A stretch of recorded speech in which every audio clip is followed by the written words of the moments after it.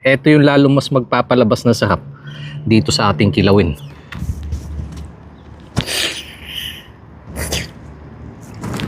Habang inaayos ko po itong pinapaitan, magsusugba lang naman ako ng pangkilawin para naman po maibsan yung gutom. Yan o, masarap po. Matay, balat, lumo. Panalo to sa kambing.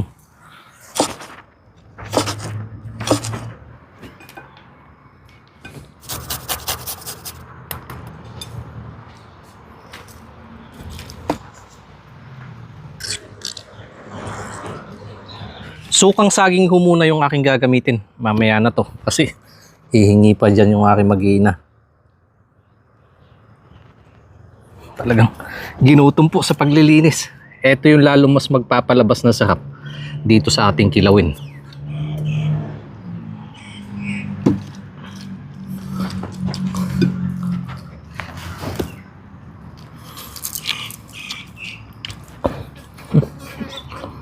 Ang bango.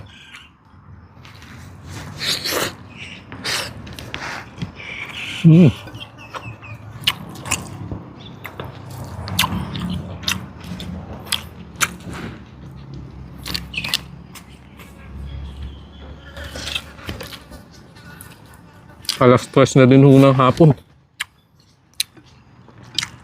11:30 nung mag-umpisa ako. Ganyan ho talaga pagka solo.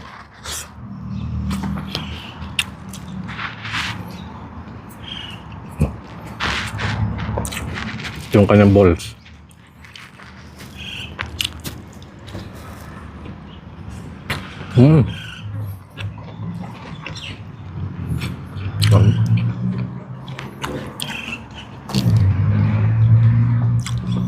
Pumuputok yung katas sa bibig. Sarap.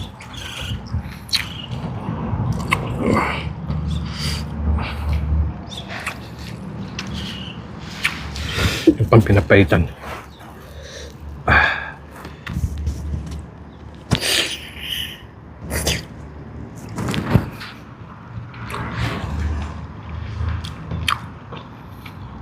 Sarap.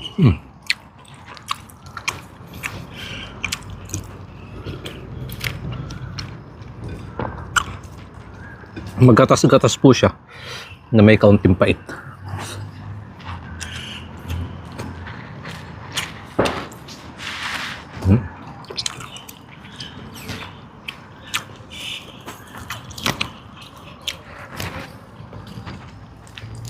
Kaunti na lang po yung kanin ko kasi hindi na ako masyado magpapakabusog.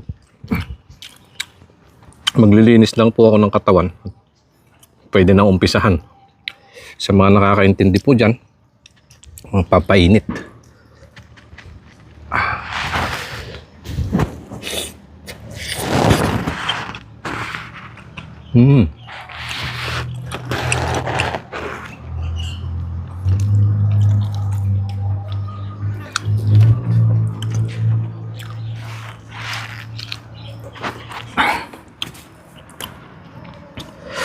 Sariwa-sariwa ho. Pag nagkakatay kami ng kambing, natutunan ko po sa mga tiyuhin ko.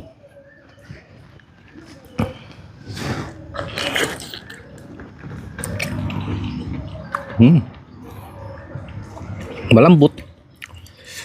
Matamis-tamis. Iba ho talaga basta sariwa ang karne.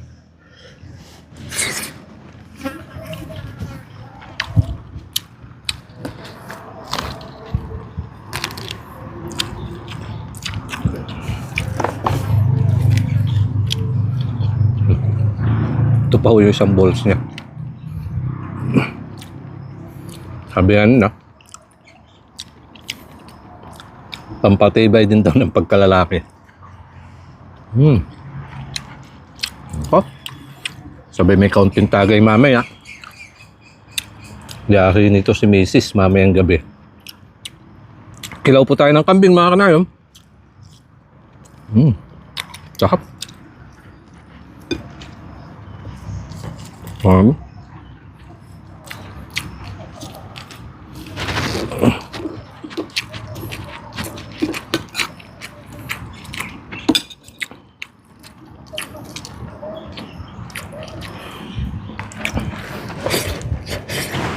Hmm.